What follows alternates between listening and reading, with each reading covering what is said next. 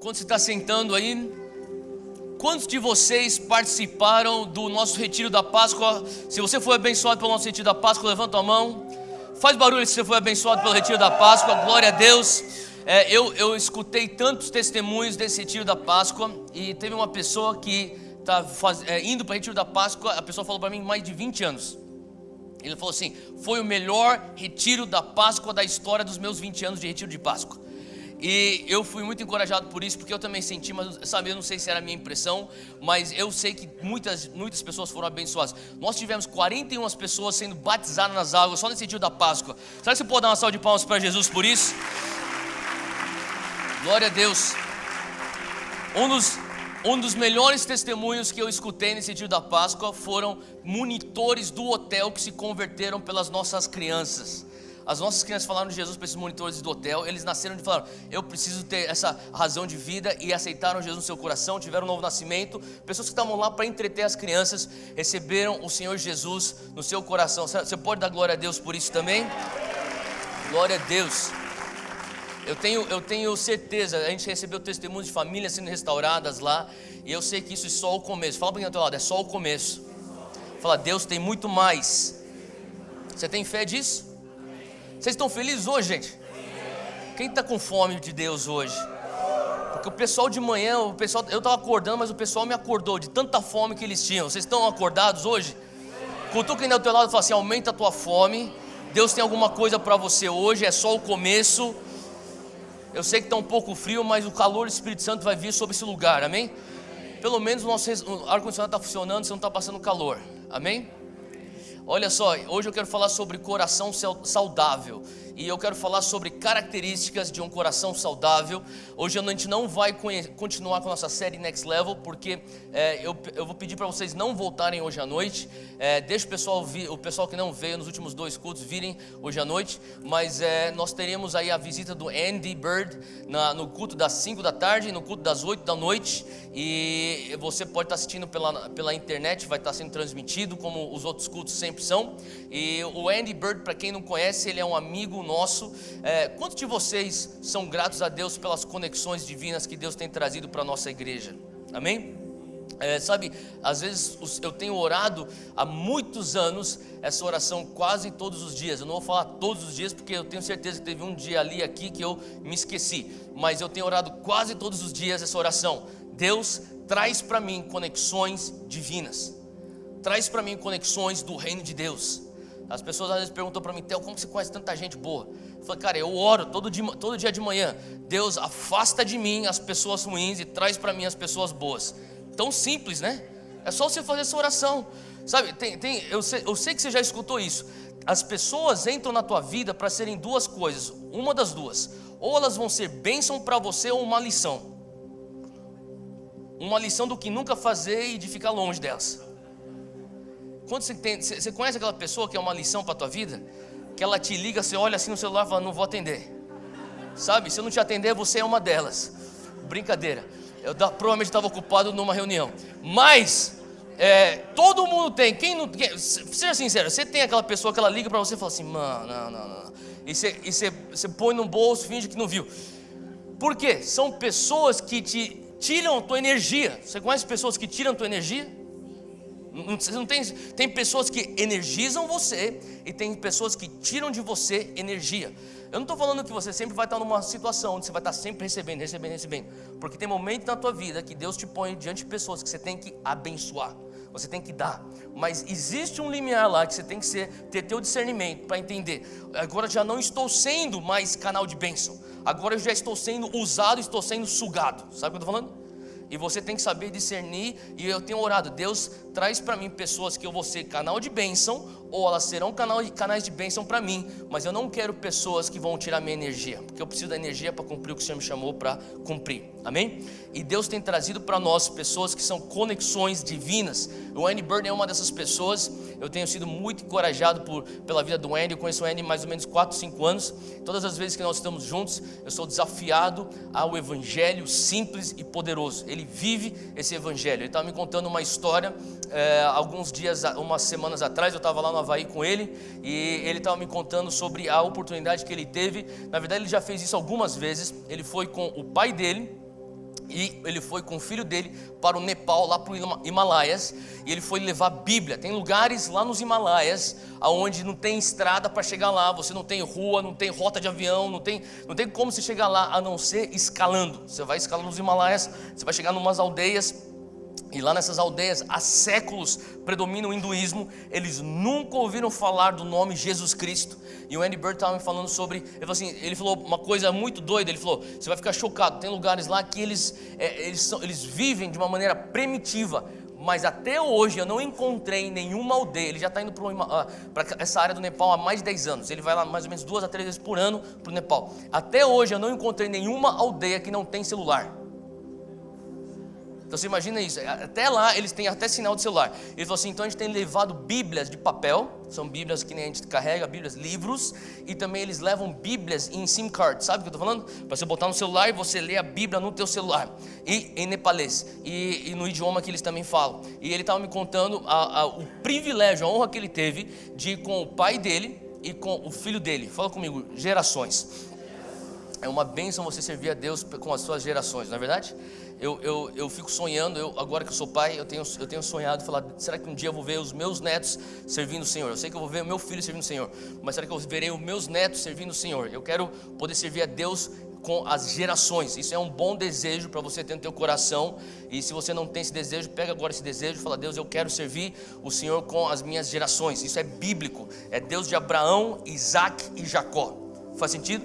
Então isso é algo assim bíblico. E o Andy falou, cara, eu fui com meu pai, eu fui com meu filho, e nós pegamos uma mochila cheia de Bíblia, e por 21 dias nós ficamos acampando e escalando os Himalaias, distribuindo Bíblias. Eles estão num projeto, é um projeto que a Jocum lá no Havaí está chamando de o Projeto Nepal. Eles fazem então eles visitam as aldeias, eles hoje estão com tudo registrado, eles estão em contagem regressiva até eles alcançarem todas as aldeias com a Bíblia. E então nesse projeto eles vão falando assim, nessa viagem a gente vai tentar alcançar, não sei lá, 10 aldeias ou 20 aldeias, e eles vão e escalam nesses lugares. E eu tava, a coisa engraçada é que o pai do Andy, o sobrenome dele é Bird, né? Só que o pai do Andy, ele é a autoridade nos Estados Unidos de ornitologia. Sabe o que é ornitologia, né? É o estudo de pássaros. Então ele literalmente ele é o Dr. Bird. De verdade, ele tem um PhD em ornitologia. E quando ele chegou num determinado momento da carreira dele, que ele era financiado pelo governo americano para estudar. Ninguém conhece nos Estados Unidos mais pássaro do que o Dr. Bird, o pai do Andy. E ele chegou num ponto onde ele abriu mão da carreira para se envolver só em missões. Então parte daquilo que ele faz, ele com seus 70 e poucos anos, ele vai lá e escala os Himalaias junto com o Andy para distribuir Bíblia.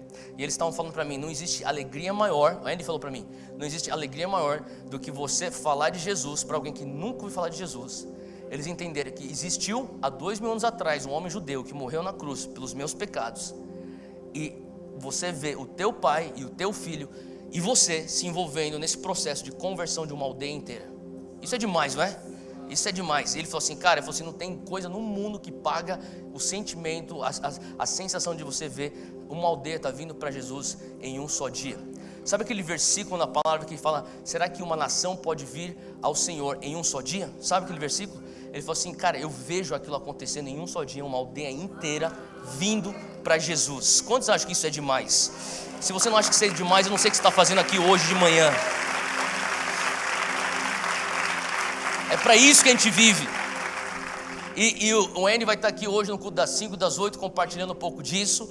E sabe, muitas vezes a gente vive num país hoje, eu acho que a gente é muito evangélico para o nosso próprio bem. Deixa eu repetir, o Brasil está evangélico demais para o nosso próprio bem.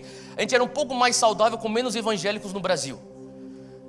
A gente era mais saudável com mais discípulos de Jesus no Brasil. Faz sentido? Existe uma diferença aí. Tem gente que é evangélica, mas não está realmente seguindo Jesus.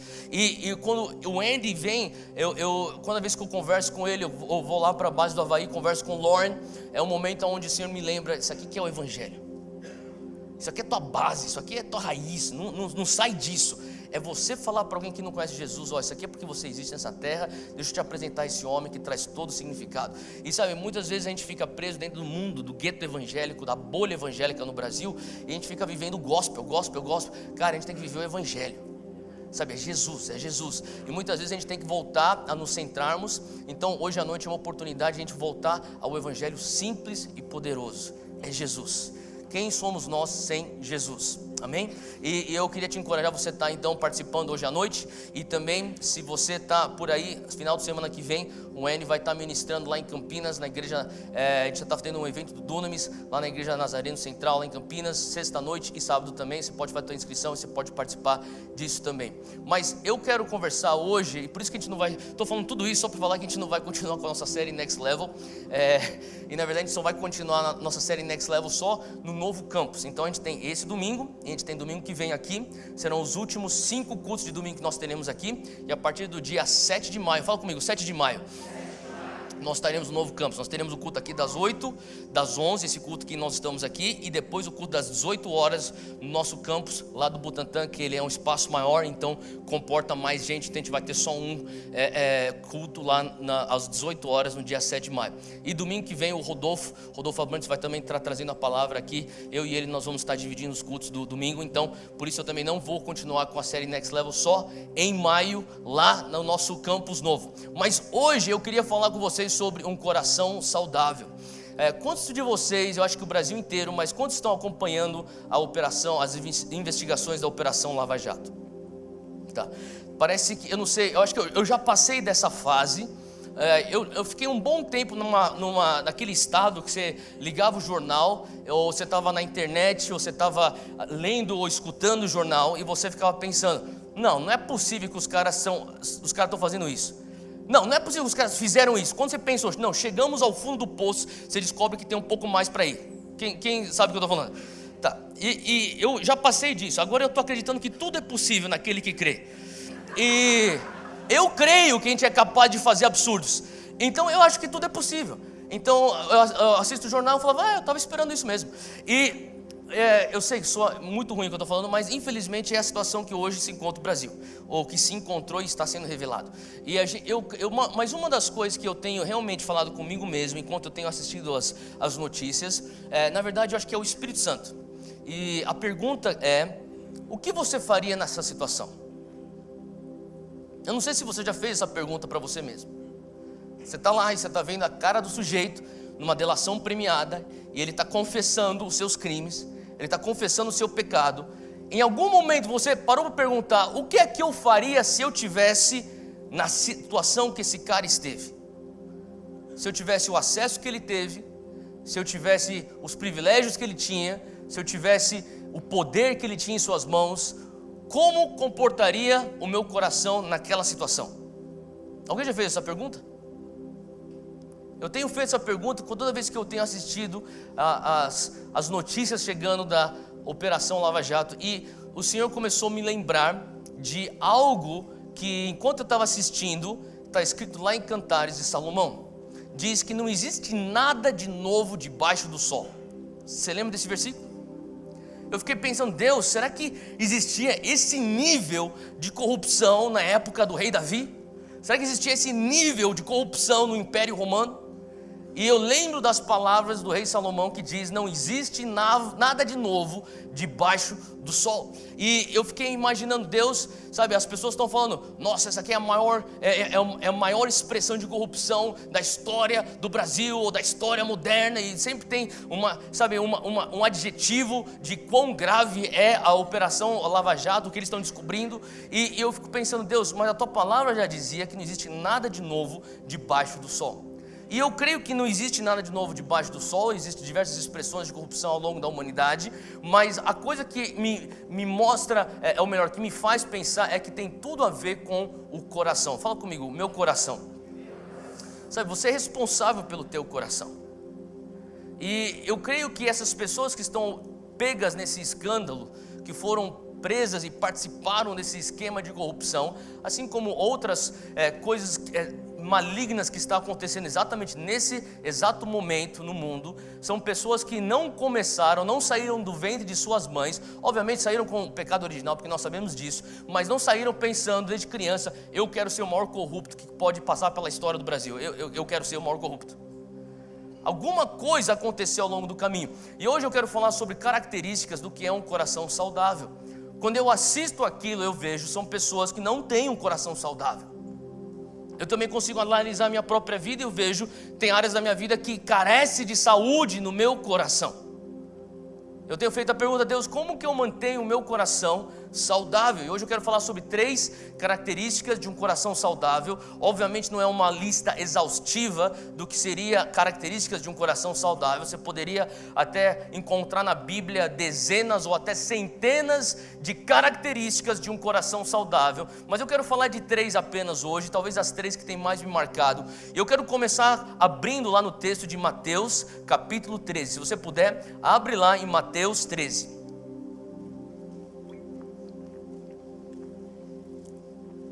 Isso aqui é Jesus falando em Mateus 13. Na verdade, deixa eu só te dar já a primeira característica. Um coração saudável é um coração macio. Fala comigo, um coração macio. Um coração macio é um coração saudável. Versículo 11 de Mateus 13, Jesus diz: Ele respondeu: a vocês foi dado conhecimento dos mistérios do reino dos céus, mas a eles não. Vamos parar por aqui. Jesus está falando com seus discípulos nesse momento. Ele está com seus discípulos à parte. Ele vai explicar algo, uma parábola. Ele fala assim, deixa eu explicar para vocês os mistérios do reino dos céus. Para vocês que têm uma aliança comigo, um compromisso comigo, eu explico esses mistérios, eu te dou acesso aos mistérios. Para eles não. Ele está falando sobre as massas, talvez as autoridades religiosas. Ele está falando assim, eles não terão acesso aos mistérios do reino dos céus. Eu falo uma parábola, eu expresso um princípio de boa cidadania apenas. Eles pensam que fica só nesse nível, mas na verdade tem um mistério por trás. Vocês vão enxergar o que tem por trás, eles não. Ele continua dizendo, a quem tem será dado, a este terá em grande quantidade.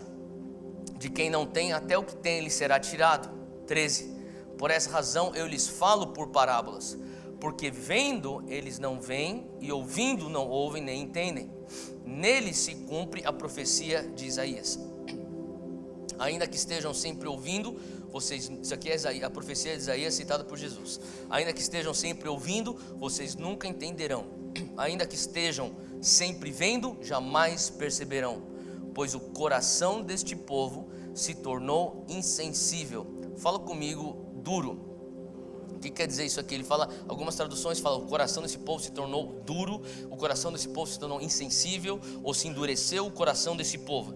Então, uma dessas as variáveis de como pode estar na tua tradução. Ele continua dizendo aqui, de má vontade ouviram com seus ouvidos e fecharam os seus olhos. Se assim não fosse, poderiam ver com os olhos, ouvir com os ouvidos, entender com o coração e converter-se, e eu os curaria. O que Jesus está dizendo aqui? Ele está falando assim, eu tenho conhecimento prévio do estado do coração, eu tenho conhecimento prévio do estado da audição espiritual e da visão espiritual desse povo, portanto eu não tenho nem problema de falar uma parábola, eu vou falando as parábolas, eu sei que não vai ser absorvido da maneira como eles querem que sejam absorvidos. Em outras palavras, a massa queria ter acesso a um mistério sem compromisso. Eles queriam ter acesso a informações que eram só informações para aqueles que tinham uma aliança com o reino dos céus. Ele falou assim, não tem problema, eu vou falando, porque eu já tenho conhecimento prévio do coração que está duro, os ouvidos que não ouvem, os olhos que estão fechados, e se eles ouvissem com seus ouvidos e vissem com seus olhos, eles entendessem com o coração, olha só, eles seriam convertidos e eu os curaria. Mas já que eles não têm aliança comigo, eu não vou os converter e nem vou os curar, porque esse é o estado que eu já sei que está o coração, a mente, os ouvidos e os olhos desse povo. Eu estava pensando, lembrando de uma conversa que eu tive com, tem uma jovem que cresceu na nossa igreja, na verdade ela era criança na igreja, cresceu, era do nosso grupo de jovens aqui na igreja, ela se formou, ela casou com um americano e hoje eles moram nos Estados Unidos, até hoje a família deles vem aqui na nossa igreja, até hoje a gente tem contato de vez em quando, e ela falou assim, sabia que o meu marido ele trabalha para o governo americano? Eu falei, o que ele faz? Ele faz um trabalho para o serviço secreto dos Estados Unidos, é uma coisa super top secret, eu nem sei. Ela falou uma coisa muito doida. Ela falou assim, existe um quarto na minha casa, que fica o computador dele, que até hoje eu nunca entrei nesse quarto. Para pensar, você é a dona da casa e você nunca entrou naquele quarto. Assim, é proibido pelo governo americano eu pisar dentro do quarto. A única pessoa que tem a liberação para entrar naquele quarto é meu marido. Então ela falou assim, a gente aspira a casa inteira e deixa o aspirador na porta. Ele pega o aspirador, bota para dentro, aspira, daí põe. Eu nem sei que cor de carpete tem lá dentro. Moram lá há anos. Por quê? Porque existe informação classificada lá dentro. Em outras palavras, eu começo a imaginar Jesus falando, isso aqui é informação classificada. A vocês é dado os mistérios do reino dos céus, para eles não.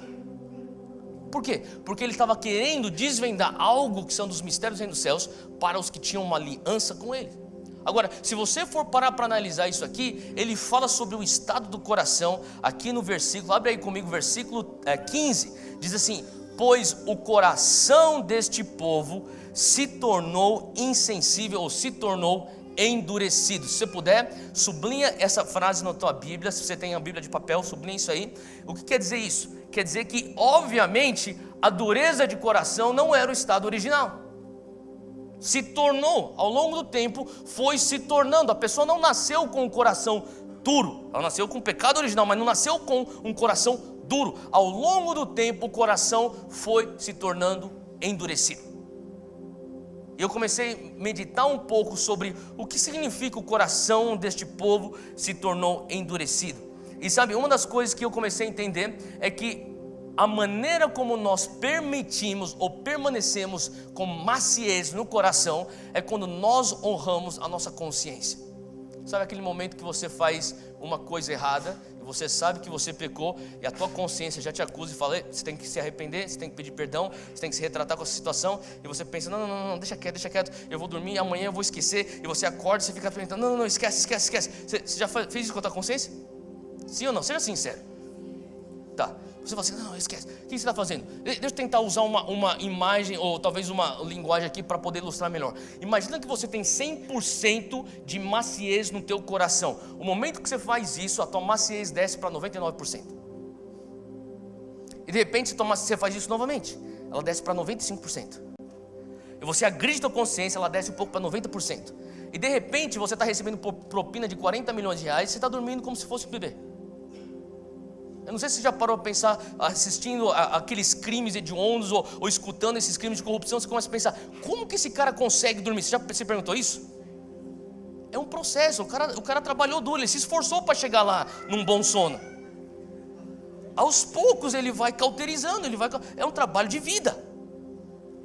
E aos poucos você vai cauterizando a tua consciência. Então, sabe, olha só que interessante. O Senhor está falando, sabe, a gente fala sobre a lei da promoção no reino de Deus. Qual que é a lei da promoção no reino de Deus?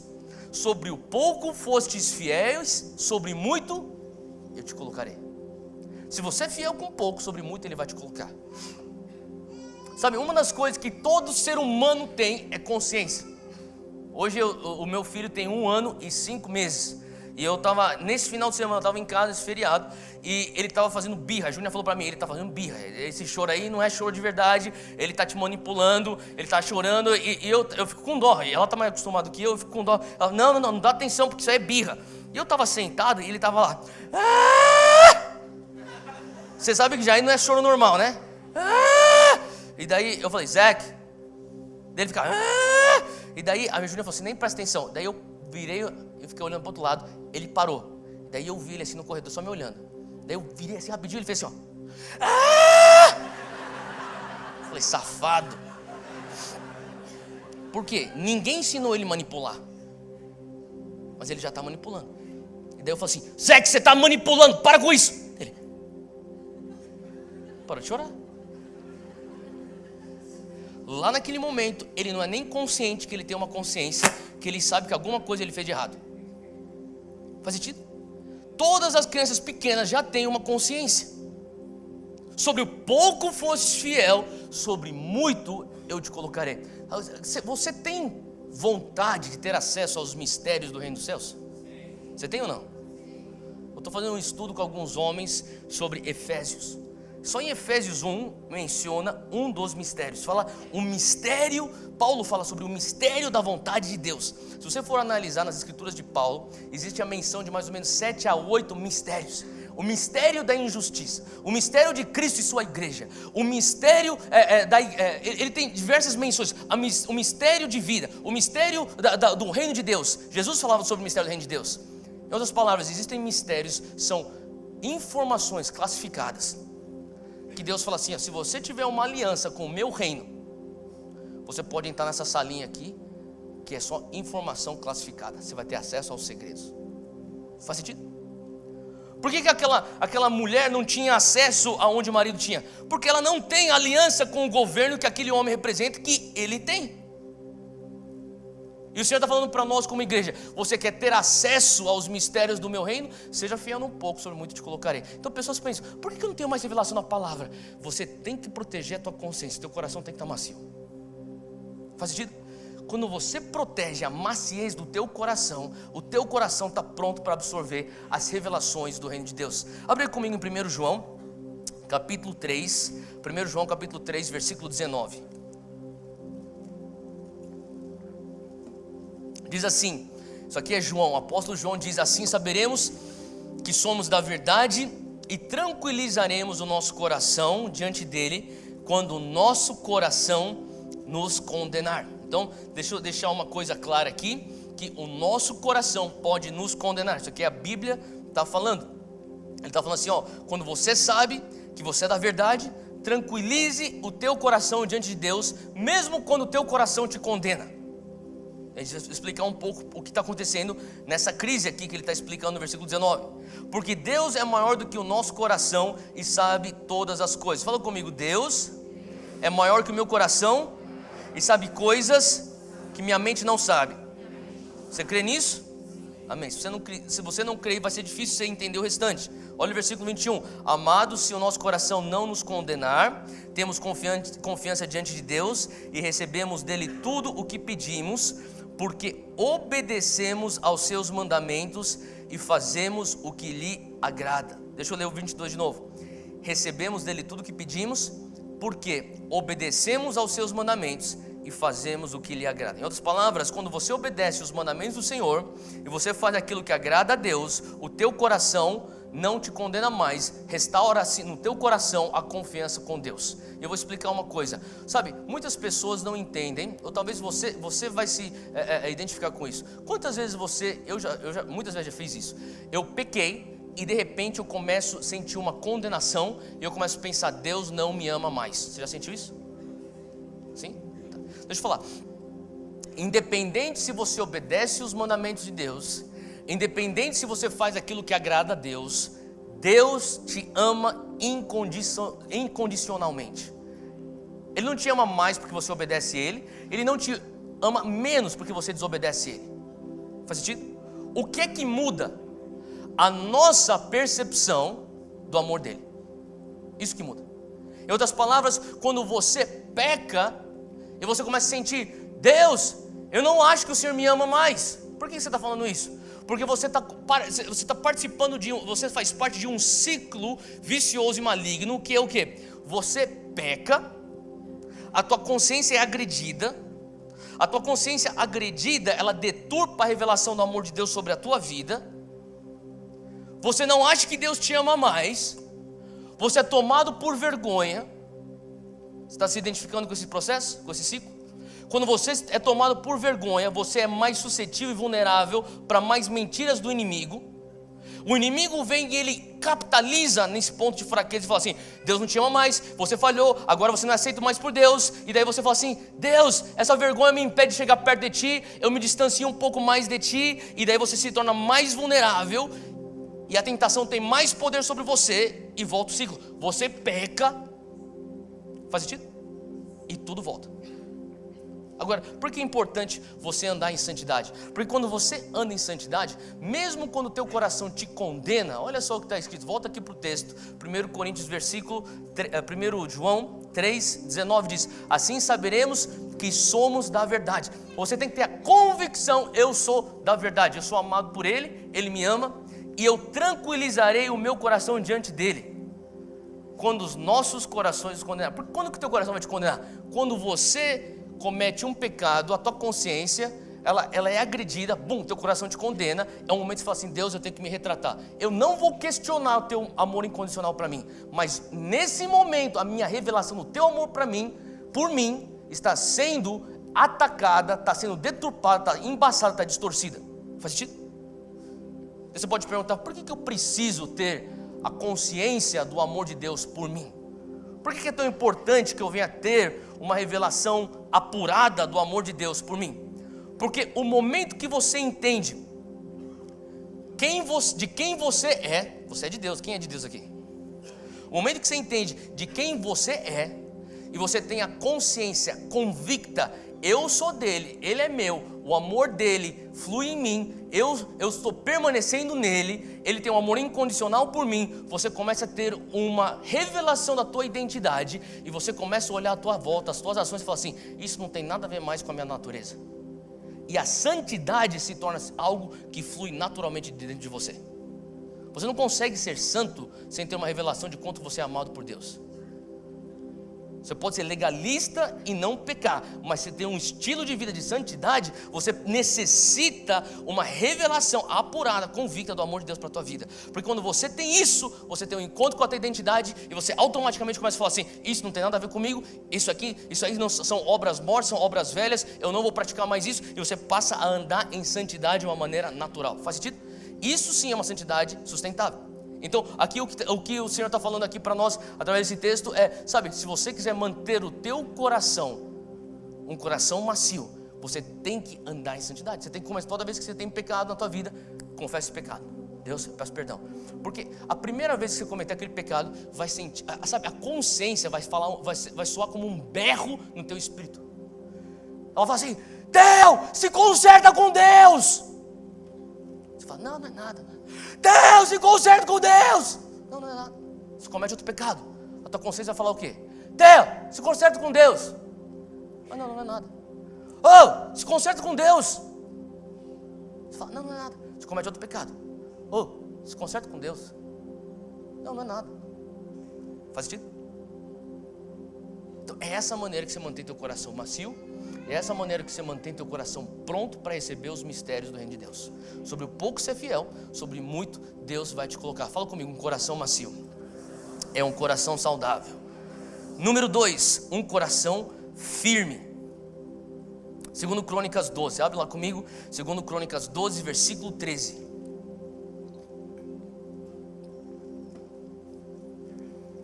Diz aqui sobre o rei Roboão. Alguns têm rei Reoboão, é a mesma pessoa.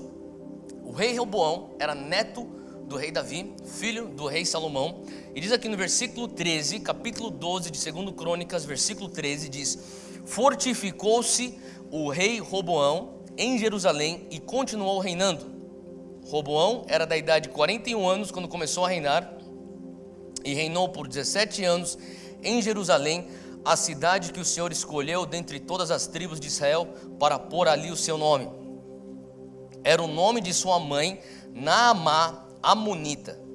Fez o que era mal, porque não preparou o seu coração para buscar ao Senhor. Se você puder, pega aí tua caneta, sublinha essa última frase que diz: porque não preparou o seu coração para buscar ao Senhor. Agora, uma coisa que você tem que prestar atenção é capítulo anterior, capítulo 11, versículo 17, está falando aqui sobre o mesmo rei, o rei Roboão, e fala assim,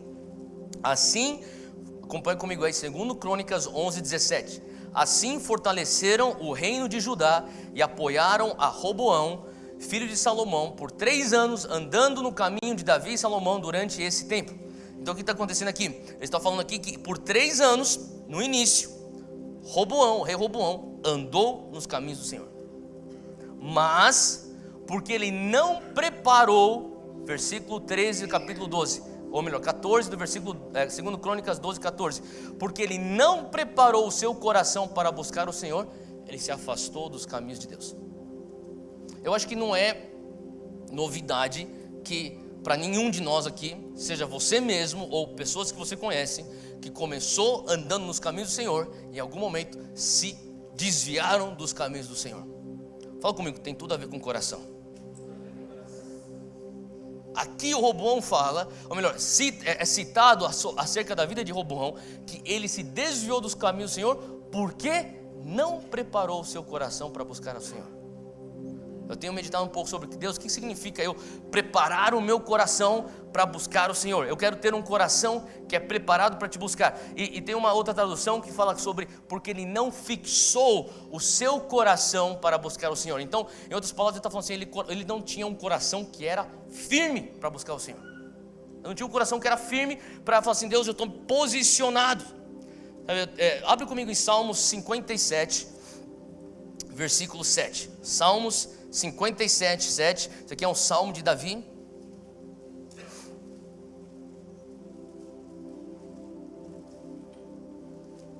Diz assim, 57, versículo 7. Preparado está o meu coração, ó Deus. Tem uma tradução que diz, firme ou fixo está o meu coração, ó Deus. Eu vou ler a palavra firme aqui. Firmado está o meu... Quem tem essa tradução, firmado ou firme? Levanta a mão, tá bom. Firmado está o meu coração, ó Deus. Firmado está o meu coração, cantarei e salmodiarei. Agora, a coisa interessante de tudo desse texto aqui, desse salmo, é que esse salmo foi escrito no deserto de En-Gedi. E o deserto de En-Gedi é um deserto fora da cidade de Jerusalém.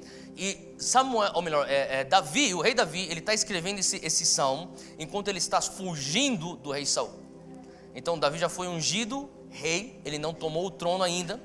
Saul ainda é o rei, ele sabe que Davi vai tomar o trono dele.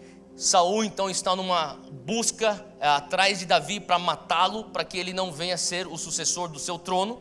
E nesse processo todo, Deus já falou para Davi, você vai ser o próximo rei. E Davi, ele fala assim, quem sou eu para tocar no ungido do Senhor?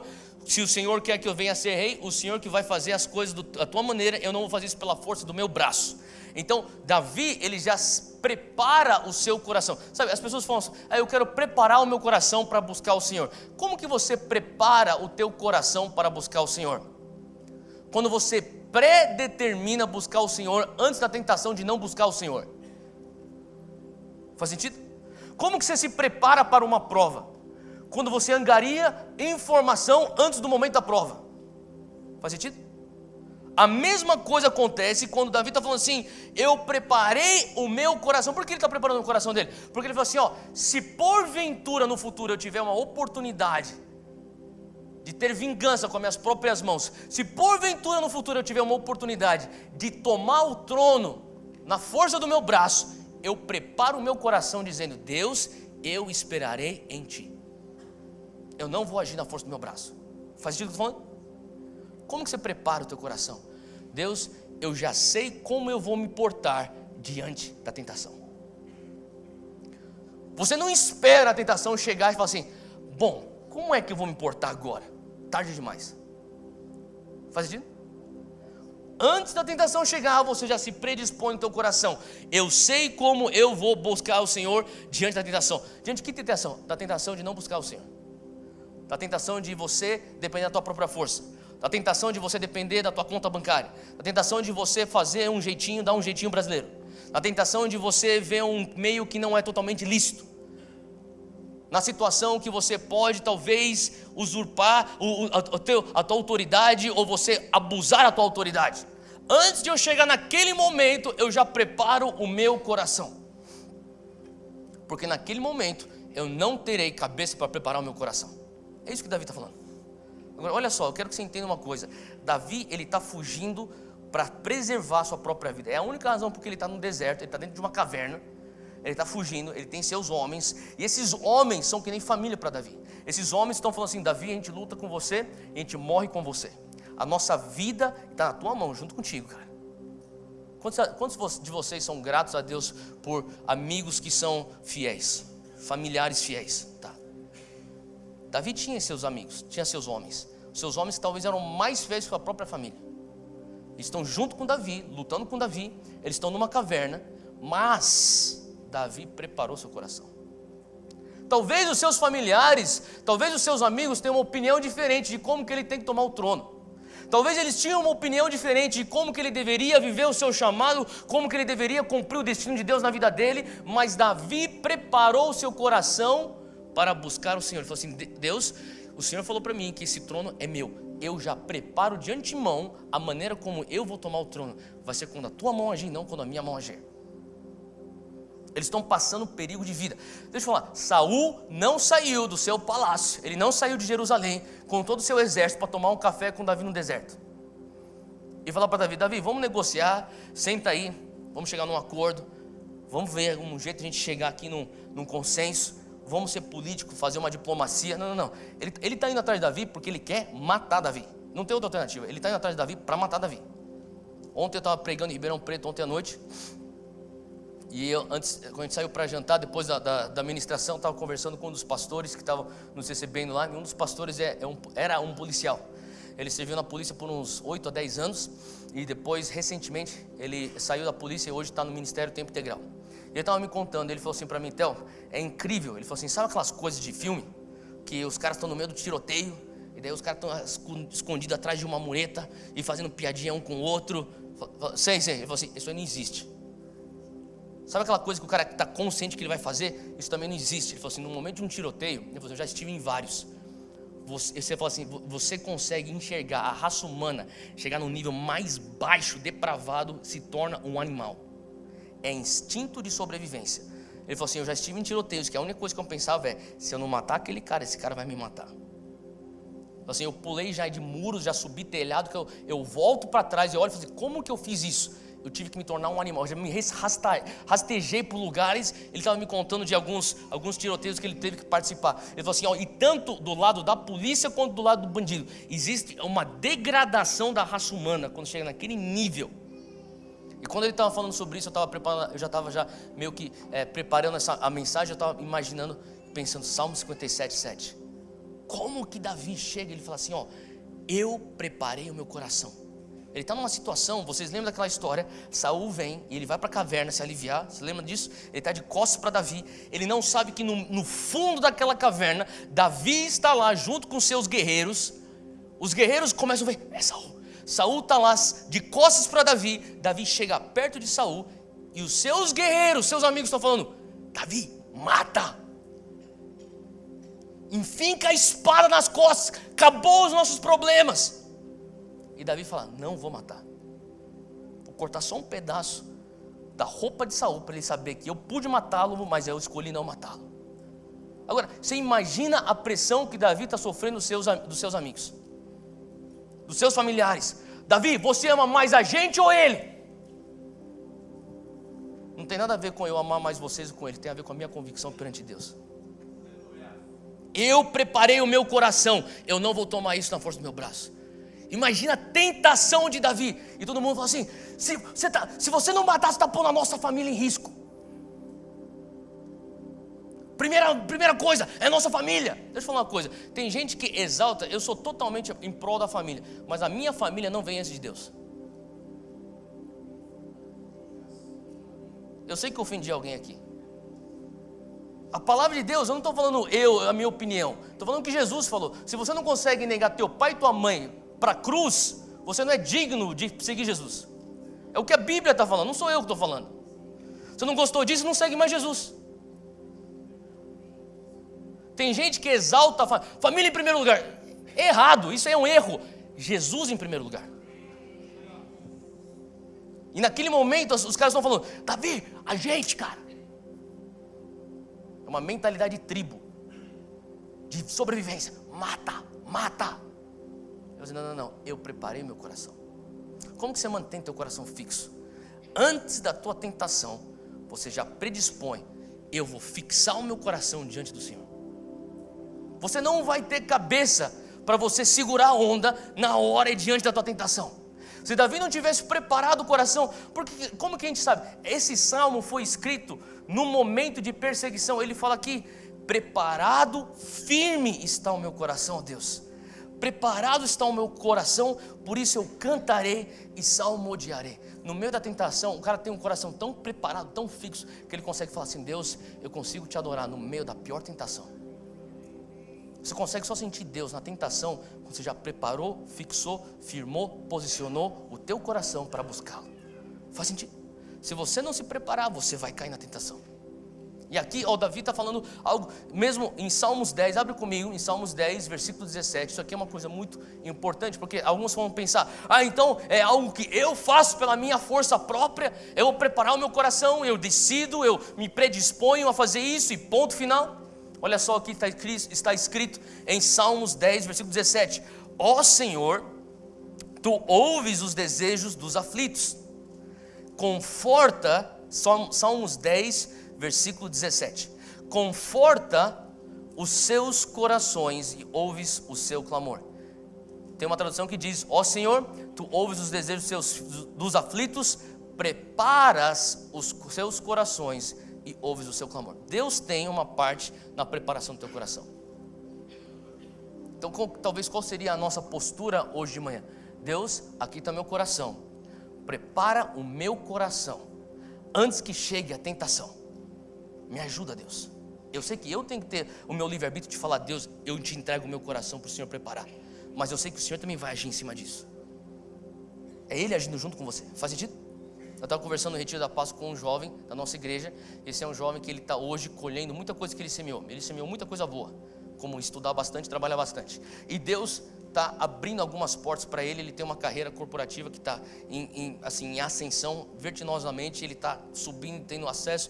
Ele enfim. Ele falou assim, Theo, eu estou indo para alguns lugares que eu fico em choque de ver onde Deus está me pondo. E quando eu estava conversando, eu estava só falando, pô, que legal. Eu estava me alegrando com ele sobre os romperes que ele está experimentando na sua vida profissional. Ele falou assim, sabe, eu entendi uma coisa. Eu me olho como uma pessoa não qualificada. Em todos os lugares que eu me encontro, um lugar assim que Deus me coloca, eu fico pensando, Deus, por que eu? Por que eu? Você já teve numa situação dessa? Onde você está numa situação assim, onde você fala assim, eu não mereço estar aqui, mas por que eu? Sabe, quem já teve isso? Levanta a mão se já teve isso. Eu vou te explicar o que é isso. Isso é quando Deus te coloca lá, não pelo teu mérito, mas porque Ele tem um propósito na tua vida. E o dia que você pensar que é teu mérito, você cai. Ele te tira, Ele fecha a porta, Ele fecha a torneira. Então Ele falou assim, sabe, eu estou naquele lugar, eu estou lá, Deus, por que eu?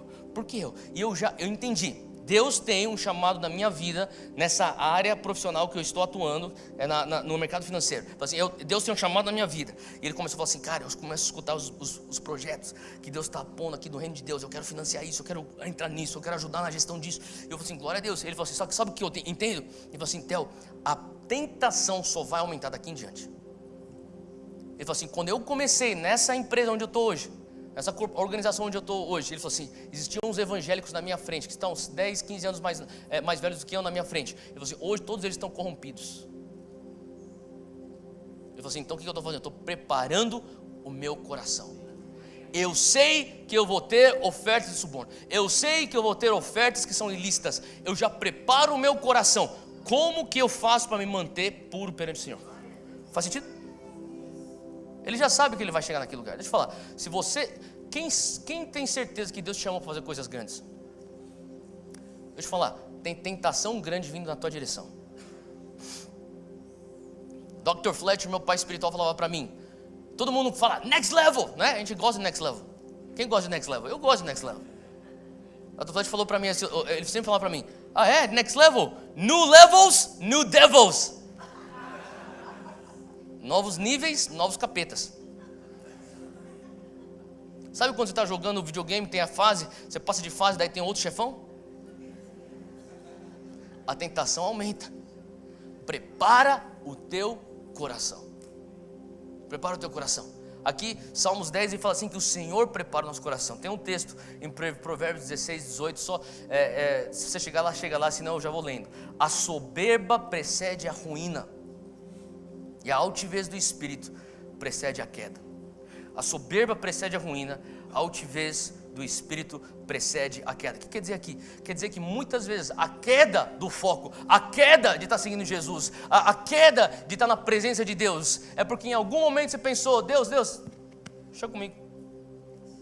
Não se preocupa não, estou de boa, não precisa tomar tanto cuidado. Eu não preciso preparar tanto meu coração, eu não preciso manter meu coração tão macio. Tudo bem.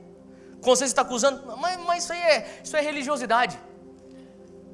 Deixa eu falar isso aqui, não é tanto assim. Faz sentido o que eu estou falando? Essa altivez, o que é essa altivez? Então a gente pensa, é o cara que anda com o nariz empinado. Não, é o cara que é autossuficiente. O cara que fala assim, não, deixa que eu consigo me esforçar e eu vou ralar tanto que eu vou conseguir.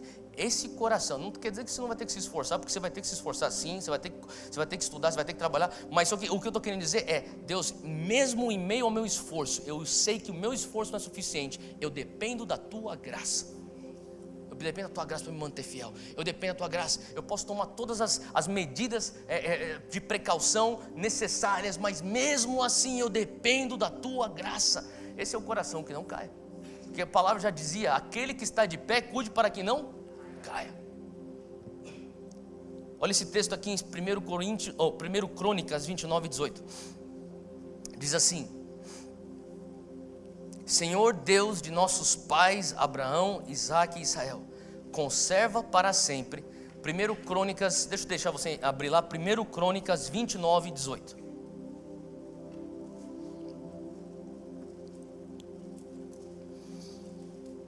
Eles acabaram de receber ofertas para a construção do templo do Senhor. Eles receberam muitas ofertas. E alguns teólogos dizem que se fosse equiparar, fazer o equivalente desse tanto de ofertas de ouro, de prata que eles receberam para a construção do templo, hoje seria o equivalente entre 6 a 10 bilhões de dólares nos dias atuais. Então é muito dinheiro. E eles estão dando graças a Deus que eles receberam, porque as pessoas foram generosas, as pessoas se engajaram, as pessoas acreditaram na causa de construir um templo, Senhor.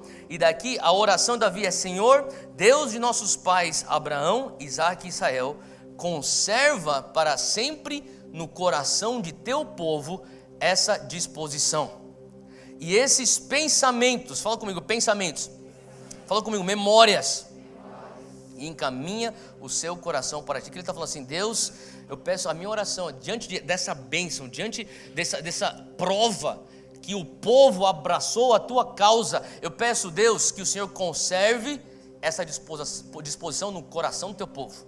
Mas não só no coração, olha só o que ele fala assim que e esses pensamentos ou memórias, conserva essas memórias vivas no coração do teu povo. Por que isso é importante? Porque, sabe, muitas vezes nós não estamos com o coração preparado, porque nós perdemos a nossa memória daquilo que Deus fez. Por que o povo se engajou tanto para trazer as ofertas para a construção do templo? Porque eles tinham memórias vivas. Deus fez isso para nós. Deus foi fiel para nós. A única razão que nós estamos vivos é por causa da misericórdia e graça de Deus. E aquela memória é tão viva que os fez então falar assim: não, nós vamos ser generosos. E Davi então ele entende, fala assim: como que esse povo foi tão generoso assim? A única razão é porque eles estão com o coração disposto e uma memória viva. Deus, eu oro, conserva esse coração disposto e conserva essa memória viva. Sabe, eu duvido se você está diante da maior tentação que você pode pensar e você tem uma memória viva do maior encontro que você teve com Deus, da maior graça que você recebeu de Deus. Eu duvido se aquela graça, aquela memória viva não te constrangeria à santidade. Tem pessoas que querem esquecer o que Deus fez. Eu esqueço. Porque se você esquecer, você consegue pecar com menos peso na consciência. Mas se você lembrar, fala: Deus, estou constrangido a andar reto perante ti. Faz sentido? Eu pergunto, quando foi a última vez que você recebeu aquela graça de Deus, a presença de Deus, o toque de Deus, um encontro com Deus, você escutou a voz do Senhor, o abraço de amor do Pai? Quando foi a última vez que você chorou na presença do Senhor? Quando foi a última vez que você teve um encontro com o poder de Deus, que você literalmente sentiu no teu corpo físico as ondas do poder de Deus? Quando foi a última vez que você viu um milagre financeiro de provisão vindo na tua vida? Quando foi a última vez que você viu Deus curando uma enfermidade? Quando foi a última vez que você viu Deus restaurando relacionamentos? Quando foi a última vez que você viu o Senhor tirando o espírito de morte, trazendo vida e paz na tua família? Quando foi a última vez? Outra coisa, quando foi a última vez que você pensou e agradeceu: Pai, obrigado, porque lá em 1986, no retiro de crianças, eu era uma criança, mas eu disse sim para Jesus entrar no meu coração. Eu levantei minha mão e fiz a oração junto com as tias do Ministério Infantil. Eu falei: Jesus, entra no meu coração. Junho de 1986 foi para mim o dia que eu disse sim para Jesus. Quando foi para você? Sabe, crente que não conhece seu testemunho, questione se você realmente nasceu de novo. Se você não consegue falar aquele dia, tem gente que pensa que você ser crente é você frequentar uma igreja evangélica e toda hora fala assim, amém, amém. Isso não te faz um discípulo de Jesus. Te faz um frequentador de igreja evangélica. E de frequentador de igreja evangélica nós temos aí 23,8% da população brasileira. Não quer dizer muito, porque olha a situação do nosso país. O que vai fazer diferença é quando você fala sim para Jesus. Eu tenho a convicção, Jesus entrou, causou uma regeneração no meu espírito. Existe um antes e depois daquilo que é a entrada de Cristo na minha vida. Faz sentido? Então quando você preserva, fala comigo, preservar a memória. É por isso que é importante. Eu ainda até hoje, já fazem aqui alguns meses, vira e mexe, eu fico pensando na minha viagem para Israel. Tive a viagem para Israel agora em janeiro. Eu sei que é recente, mas parece que é uma coisa assim que me marcou tanto. Parece que foi semana passada. E eu fico lembrando dos momentos onde eu comecei a conhecer da boca dos judeus alguns ritos, algumas tradições, que eu fico pensando, por que os caras têm tanta tradição? A única razão porque eles têm tradição é para preservar a memória. Deixa eu falar uma outra coisa. Já que eu falei que família não é prioridade, deixa eu falar uma outra coisa para deixar você menos ofendido. Famílias que não têm tradição são famílias que não são fortes. Família forte tem tradição. O que quer dizer isso?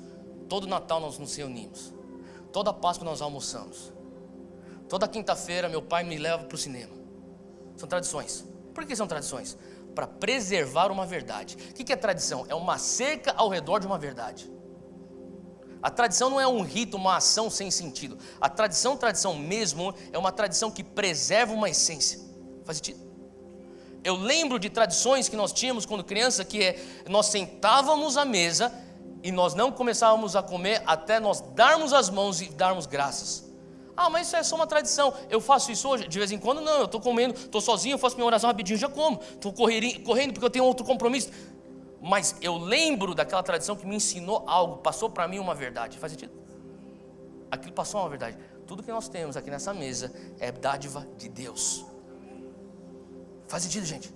Eu lembro de tradição que a minha mãe às vezes falava, sábado era o dia que eu acordava mais tarde porque eu não tinha que ir para a escola. E quando eu começava a fazer as coisas, minha mãe falava assim, você já parou para orar e ler a Bíblia hoje de manhã? Não, mas eu leio depois. Não. Primeira parte do dia você dá para Deus. É uma tradição. Porque está preservando o quê? Meu coração, a primícia do meu dia vai para Deus. Então família saudável tem tradição. Quais são as tradições? Eu estava conversando com uma outra família e falou assim, toda sexta-feira nós saímos como família. Por que você tem que sair toda sexta-feira? Porque se não sair sexta-feira é pecado? Não. É porque você valoriza tempo de qualidade de família e talvez é esse o momento que você encontra para você preservar a essência de comunhão como família. Eu conheci uma família que falava de sexta-feira, todo mundo está proibido de olhar no celular na mesa de jantar. Por quê? É a tradição? Mas para preservar a verdade e a essência de ter comunhão, saber conversar. Faz sentido o que eu estou falando, gente? Então aqui eles estão falando assim, sabe, existe tradição na nação de Israel, a nação que Deus escolheu, Deus põe tradições para preservar. Isso aqui você nunca vai esquecer. Isso aqui você nunca vai esquecer. Então há 2000 anos eles estão fazendo algumas coisas que até hoje está preservado. Por quê? Eles estão honrando a cerca ao redor da essência. Um coração preparado. Fugi um pouco do assunto, mas vamos voltar rapidinho. Último ponto, um coração inteiro. Fala comigo, um coração inteiro. Atos 8, versículo 36 diz, e indo eles, Atos 8, 36, e indo eles caminhando, chegaram ao pé de alguma água, e disse o eunuco, eis aqui água, o que impede de eu ser batizado? E disse Filipe ao eunuco, é lícito, se crês de todo o coração. Fala comigo, crês de todo o coração.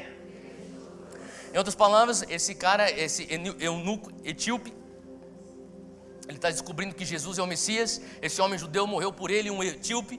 E Felipe está contando isso para ele. E ele fala assim, sério, então quer dizer que eu tenho que ser batizado? E então, tem uma poça d'água aqui, um lago aqui. Por que eu não posso ser batizado? E Felipe responde para ele assim, se você crê de todo o coração, você pode ser batizado.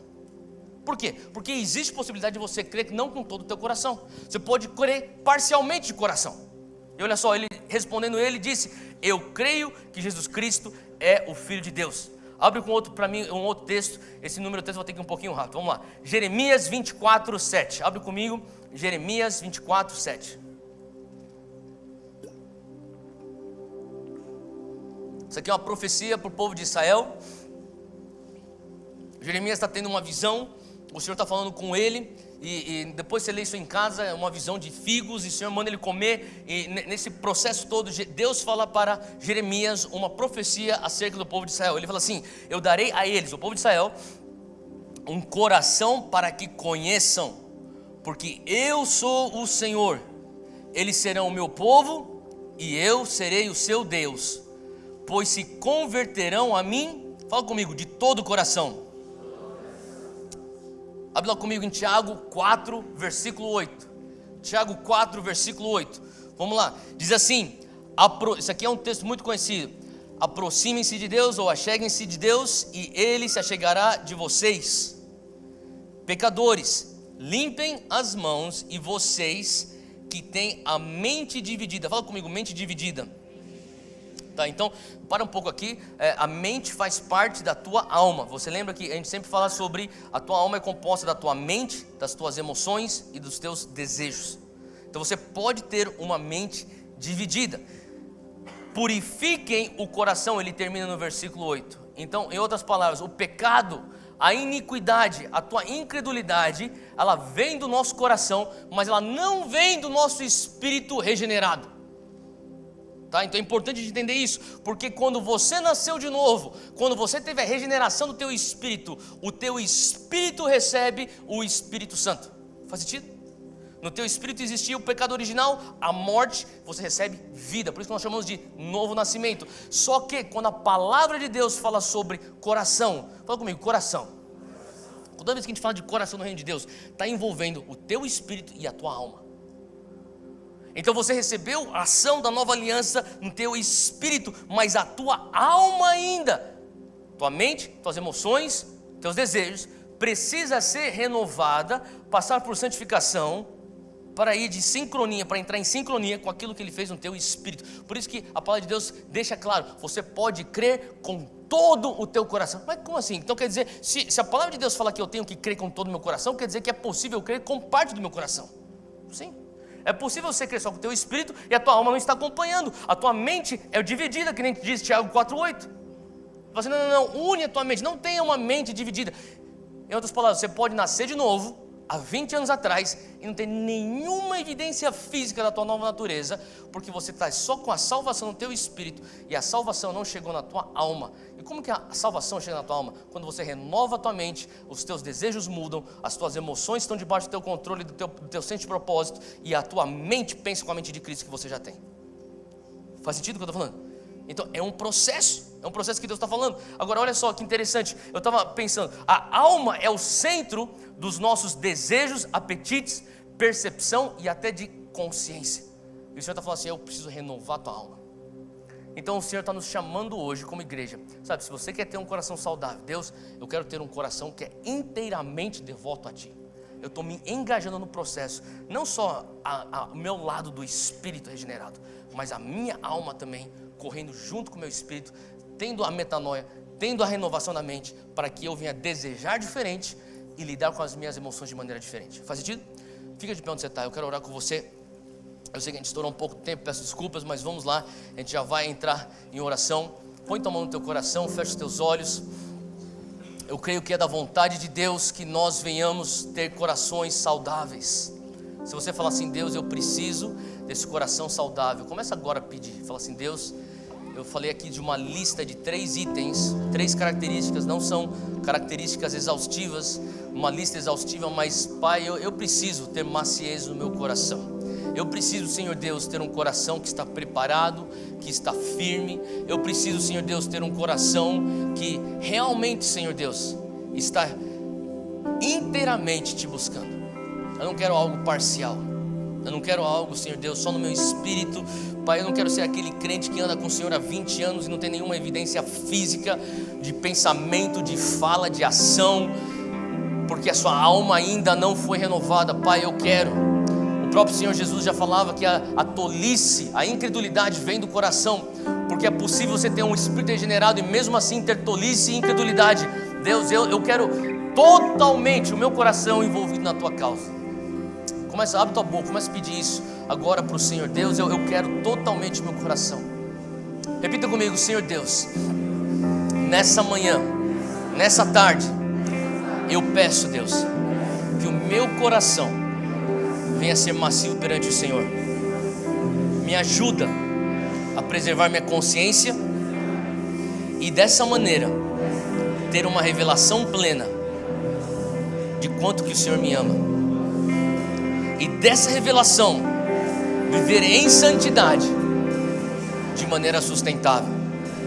Eu peço que nesta manhã ou nesta tarde meu coração vai estar preparado.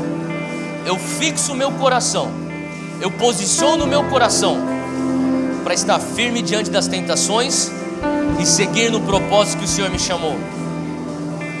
Nesta tarde, Deus, eu creio de todo o meu coração, eu digo sim ao teu processo, que o Senhor começa já na minha alma. O Senhor já começou algo no meu espírito, mas o Senhor continua na minha alma. E hoje, como aquele eunuco, eu digo, eu creio de todo o coração, assim como a tua profecia de Jeremias. Pai, converte completamente o meu coração, não parcialmente, mas plenamente, para a honra e glória do teu nome, em nome de Jesus, amém. Amém. Dá uma salva de palmas para Jesus.